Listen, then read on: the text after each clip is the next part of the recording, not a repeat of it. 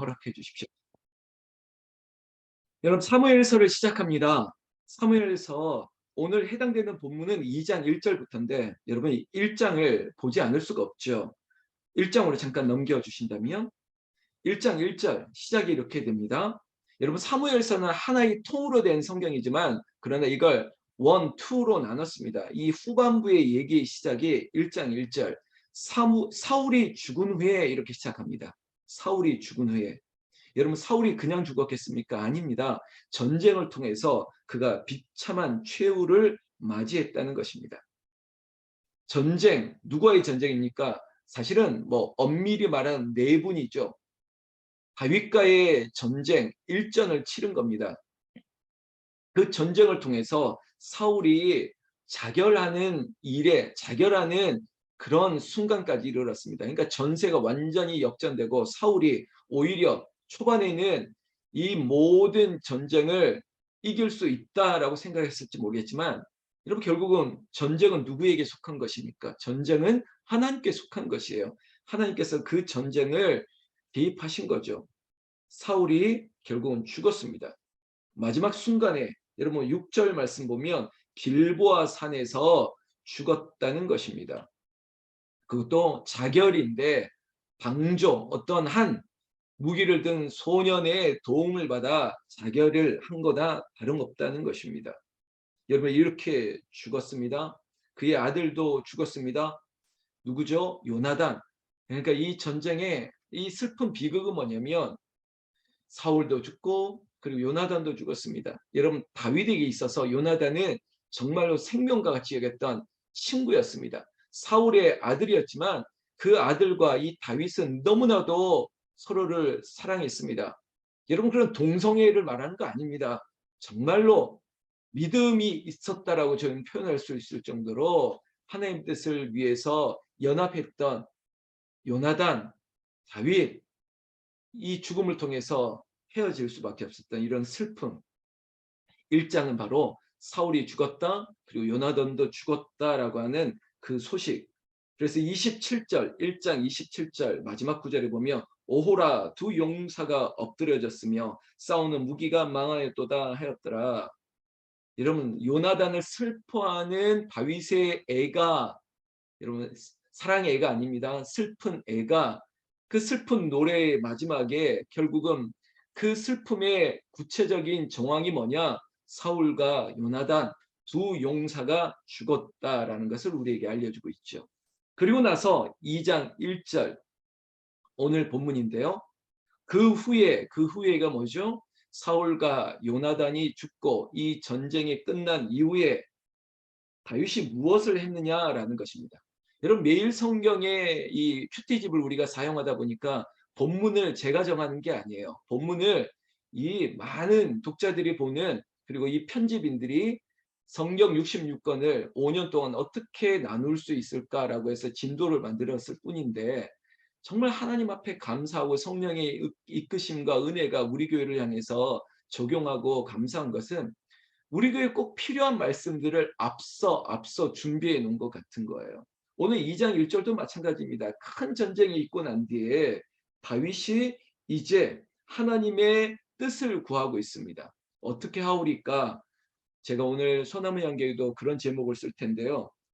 2장 1절에 보면 그 후에 다윗이 여호와께 여쭈어 아뢰되, 저는요 이 본문이 너무 좋습니다. 이 한 문장이 너무 좋습니다. 다윗이 여호와께 여쭈어 아뢰되, 여러분, 야, 끝났어. 그래, 이제는 이렇게 하면 되겠어라고 결정 짓는 사람이 다윗이 아닙니다.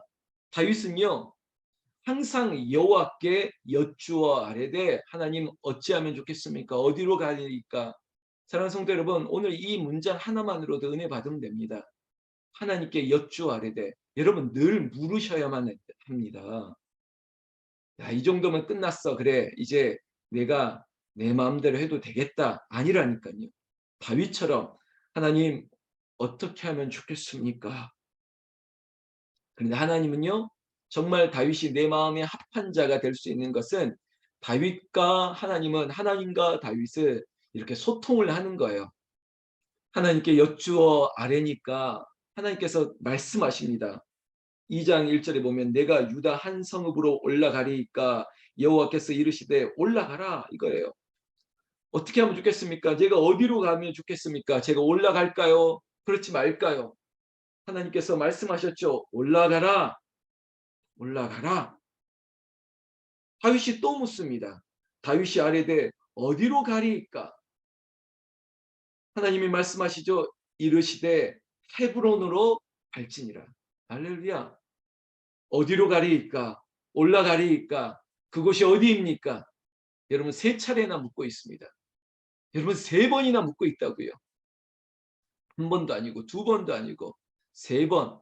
이 3이라는 숫자나 7이라는 숫자 그리고 12이라는 숫자가 유대인들에게는 완전한 수에 대한 그 의미가 담겨 있지 않습니까? 한 번, 2번, 3번. 우리도 마찬가지 아닙니까? 3세판, 3세판, 3번 묻지 않습니까? 여러분 정말 하나님의 뜻을 그렇게 묻고 있습니까? 하나님 저 잘하는 거 맞습니까? 하나님 이렇게 하는 거 맞습니까? 하나님 어떻게 하면 좋겠습니까?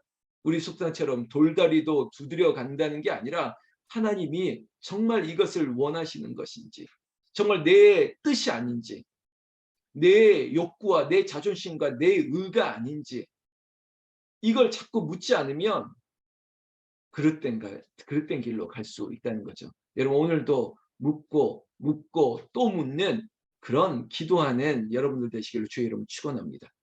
2절 말씀에 그 다음부터는 구체적인 상황들을 얘기하고 있습니다. 다윗이 그의 두 아내 누굽니까? 아히노암과 그리고 이 아비가일을 데리고 갑니다. 뭐 이런 데 은혜 받지 마십시오. 아내가 둘이나 있네? 이런 거 가지고 은혜 받을 필요는 없죠. 여러분 이 데리고 어디입니까? 헤브론으로 갔습니다. 여러분 이거 뭐 지도를 좀 보면서 설명하면 좋은데 결국은 이 통일 이스라엘이 아니라 한쪽 북쪽에 있는 베냐민이나 그리고 아직까지 사울의 군대 장관이나 사울을 따르는 무리들이 완전히 척결된 건 아니거든요. 세력이 여전히 남아 있습니다. 그러다 보니까 한쪽에 헤브론이라고 하는 도시를 중심으로 요단 동쪽에 하나의 어떤 나라를 시작하지만 마치 이런 거 있지 않습니까? 건국에 대한 논란이 있지 않습니까? 상해가 먼저냐 아니면 서울에서 시작한 게 먼저냐. 그래서 저 만주에도 있고 상해에도 있고 또 여기에도 있고 도대체 어디가 진짜 대한민국의 정부의 수립인가 뭐 이런 논쟁이 있는 것처럼 이 전쟁이 있고 나서 사울과 다윗의 전쟁이 있고 나서 아무리 어느 한쪽이 이겼다 할지라도 완전하게 통일을 이룬 상황이 아니라는 거죠. 그러다 보니까 다윗이 물을 수 있는 여건도 하나님 제가 어디에서 이 나라를 시작하면 좋겠습니까? 이 말이거든요. 그 하나님이 제시한 곳이 헤브론이었습니다. 그렇지만 남아있는 사울의 대적들이 있었다는 거죠. 그래서 3절에 보면 자기와 함께한 추종자들 그들의 가족들과 다윗이 다 데리고 올라가서 헤브론 각성림에 살게 아니라 여러분 다윗의 추종자들이 있었다는 것과 반해서 사울을 따르던 추종자들이 여전히 남아있다는 것을 복선으로 알려주는 것입니다. 그러다 보니까 4절에는요. 이 다윗에게 기름을 부어 유다 족속의 왕으로 삼았다. 유다 족속으로 왕으로 삼았다는 것은 아직도 베냐민을 중심으로 아직도 이 일을 못마땅하고 있는 12지파 중에 또 다른 지파 족속들도 있었다는 것입니다. 그런데 중요한 기점이 있는데 4절의 중반절에 여러분 동그라미로 쳐 있을 텐데 어떤 사람이 다윗에게 말하여 이르되 사울을 장사한 사람은 길르앗 야베스 사람들이니다 하매 여러분 사울이 죽고 매달려 있을 때 그거 소식을 듣고 가장 먼저 달려갔던 마을 사람들이 길르앗 야베스 사람들입니다. 근데 이제 이 지파로 본다면 사울이 베냐민 지파 사람이었어요. 그런데 베냐민 지파가 뭐 그냥 그 지파 안에도 많은 동네들 마치 뭐 무슨 시 경기도에 무슨 시 있는 것처럼 있었겠죠. 그중에 길르앗 야베스 사람들이 이 소식을 듣고 사울의 죽음을 듣고 그의 장사를 정말로 잘 치러줬던 어쩌면 사울의 최측근과 같은 사람들 사울의 외갓집 사람들이라고 보면 됩니다. 얼마나 절친이었겠습니까? 얼마나 가까운 사람이었겠습니까? 그런데 5절에 보면 다윗이 길르앗 야베스 사람들에게 전령들을 보냈습니다. 여러분 이런 지금 사실을 보면요. 길르앗 야베스 사람들은 두려울 수 있습니다. 야, 우리가 다윗의 대적했던 사울을 우리가 시신을 수습하고 처리했던 것 때문에 우리도 죽을 수 있겠구나, 이런 두려움이 왜 없겠습니까? 그런데 다윗은 길르앗 야베스들의 사람들에게 선대했습니다. 그리고 나중에는 길르앗 야베스 사람들에게 우리와 함께 하자는 제안을 했습니다. 여러분 여기까지예요. 그러면 길르앗 야베스 사람의 선택만 남아 있습니다. 너 우리 편 아니었는데, 그리고 우리는 우리 집안 사람 사울을 위해서 일했는데, 그리고 사울은 죽었는데 우리를 보복하지 않고 우리에게 기회를 줬어. 그리고 그러면 우리가 너희 편으로 돌아설게. 이거는 길르앗 야베스의 선택인 거예요. 다윗은 제안을 했습니다. 같이 가자. 너희들이 그랬던 사람인 거 안다. 그리고 나를 대적했다는 것도 안다. 그러나 함께 가자. 제안을 했습니다. 여기까지예요. 근데 여기는 이제 선택은 길르앗 야베스 사람이죠. 여러분 길르앗 야베스 사람들이 어떻게 했을까요?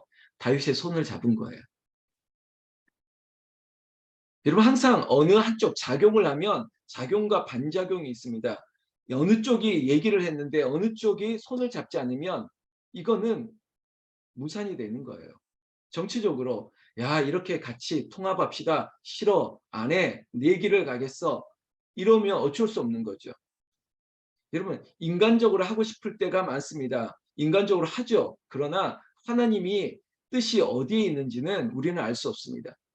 최선을 다하는 거죠. 여러분 결국은 다윗에게 힘을 주었던 길르앗 야베스가 있었지만 여전히 남아있는, 여러분 8절에 보면 사울의 군사령관, 소위 말하면 국방장관 넬의 아들 아브넬이 있었습니다. 이 국방장관 아브넬이 여전히 우리는 다윗을 인정할 수 없다. 그리고 우리만의 나라를 새롭게 만들었습니다. 누구를 중심으로? 베냐민 지파를 중심으로. 그리고 그 나라가 언제까지 갔냐면 특히 이 아브넬이 정말로 바지 사장과 같은 사울의 아들 이스보셋을 세워놓고 5년 6개월을 그리고 2년을 뭐 이런 세월을 보냈습니다.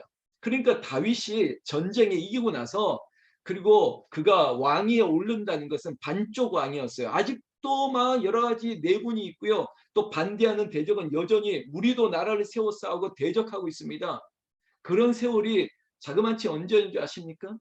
11절에 보면 오늘 11절까지 봤죠. 다윗이 헤브론으로 유다 죽석의 왕이 된 날 수는 7년 6개월이었더라. 그러니까 헤브론에서 한쪽 왕으로 7년 6개월을 보내고 나서야 이제는 여러분 12절부터 내일부터 볼 텐데 이 아브넬과의 전쟁을 통해서 완전한 통합을 이루기까지 7년 6개월의 세월을 보냈다는 겁니다. 다윗이 그냥 순탄하게 된 게 아니에요. 7년 6개월.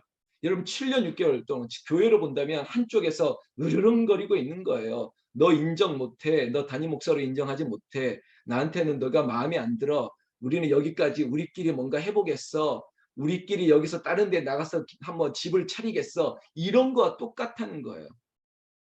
여러분 제가 또 담임 목사가 또 저렇게 또 저런 식으로 한다 이렇게 말씀하십니까? 아니요. 성경 얘기가 지금 그런 얘기라니까요. 그걸 우리에게 말씀하고 있다니까요. 여러분 시간이 필요합니다. 그러나 하나님께서 우리와 함께 하실 것이라는 거죠. 그러면 길르앗 야베스 사람도 한편이 되고 여러분 정말 원수도 하나가 될 수 있는 것, 그건 하나님이 하실 일들입니다. 그 자리에서 하나님 나라를 위해서 열심히 살아가는 거죠. 저도 그렇게 살아가고 여러분들 외부의 작용에 흔들리지 말고 하나님의 뜻에 하나님의 나라를 온전히 세우기까지 자리를 지킬 수 있는 저와 여러분들 되시기를 우리 주 예수님의 이름으로 축원합니다. 축원합니다.